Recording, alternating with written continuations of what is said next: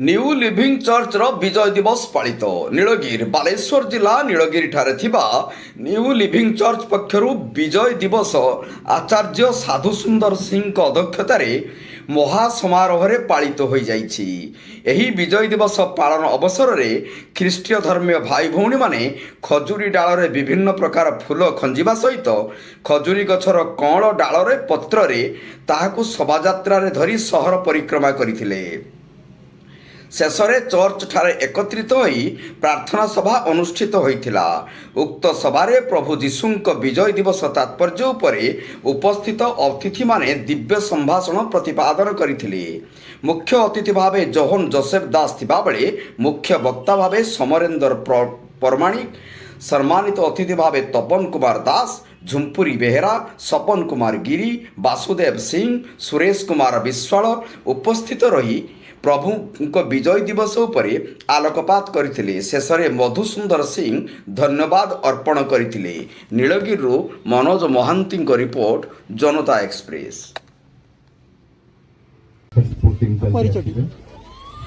परिचय मो ना हूँ समरेंद्र प्रमाणिक। आज जो उत्सव पालन उद्देश्य कौन कर खजुरी गचर जो फूलटा जो बाहर कौन तार उद्देश्य? आज रविवार हूँ खजुरी रविवार।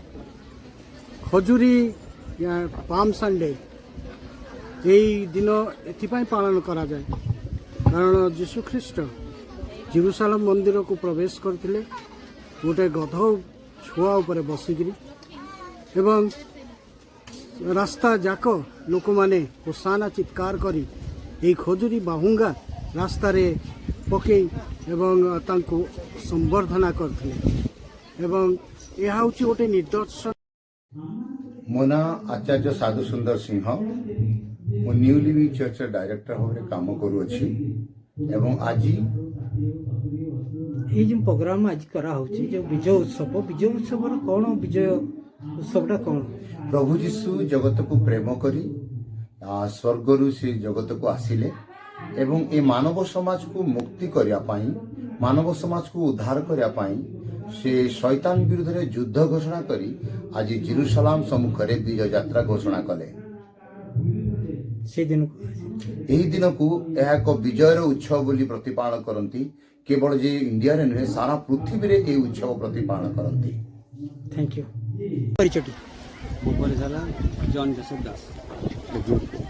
जोसेफ दास। आज जो उत्सव पालन करा जाउछि जे खजुरी बाहुंगा नहीं जो रैली करुले खजुरी बाहुंगा ऊपर कौन रही विशेषत्व जहाद्वारा कि आपको फोकस कर खजुरी गछर किसी विशेषत्व नुहे प्रकृत में जपरी मुझे कहली वाक्य जे जीशुख्रीष्ट जो जेरूसालेम रे प्रवेश कले जेरूसालेम मंदिर रे सेतबे से गध छुआ पर आसिले, गध छुआर पिठी पर बसिक आसिले और लोक मैंने भारी आनंद रे उल्लास रे जे यही राजा ही आमको उद्धार करेंगे ये आनंद रे से माने रास्ता रे खजुरी बाहुंगा को बिछाई देले। यह हूँ विशेषत्व खजुरी बाहुंगार विशेषत्व।